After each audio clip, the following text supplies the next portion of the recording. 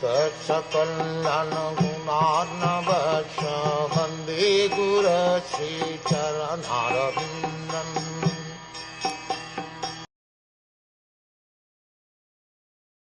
O Narad, although the potencies of the Lord are unknowable and immeasurable, still, because we are all surrendered souls, we know how he acts through Yogmaya potencies. And, similarly, the potencies of the Lord are also known to the all-powerful Shiva, the great king of the atheist family, namely Prahlad Maharaj, Svayambhuva Manu, his wife Shatrupa, his sons and daughters like Priyavrat, Uttanapad, Akuti, Devahuti and Prasuti, Pratsinabahi, Ubhu, Anga the father of Vina, Maharaj Dhruva Ikshvaku, Aila, Mukukunda, Maharaj Jandik, Raghu, Ambarish, Sagara, Gaya, Nahusha, Mandata, Alaka, Shatadanva, Bhishma, Bali, Amortaraya, Dilipa, Sobhari, Utanka, Shibi, Devala, Pipalada, Sarasvata, Uddhava, Parashara, Burishena, Vibhishan, Hanuman, Shukadev Goswami, Arjuna, Ashtishena, Vidura, Shrutadeva, etc. All the great devotees of the Lord, as mentioned above, who flourished in the past or present, and all the devotees of the Lord who will come in the future, are aware of the different potencies of the Lord, along with the potency of his name, quality, pastimes, entourage, personality, etc. And how do they know? Certainly it is not by mental speculation, nor by any attempt by dint of limited instruments of knowledge.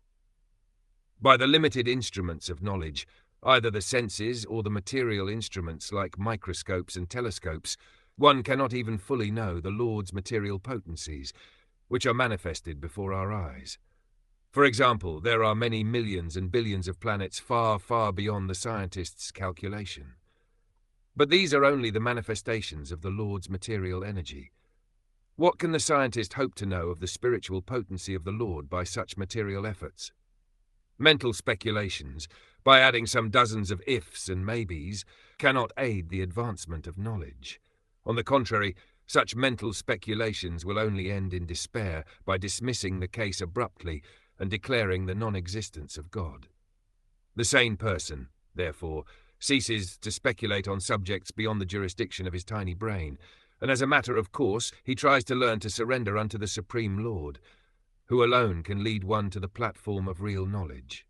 In the Upanishads it is clearly said that the Supreme Personality of Godhead can never be known simply by working very hard and taxing the good brain, nor can he be known simply by mental speculation and jugglery of words. The Lord is knowable only by one who is a surrendered soul. Herein Brahmaji, the greatest of all material living beings, acknowledges this truth. Therefore, the fruitless spoiling of energy by pursuing the path of experimental knowledge must be given up. One should gain knowledge by surrendering unto the Lord, and by acknowledging the authority of the persons mentioned herein.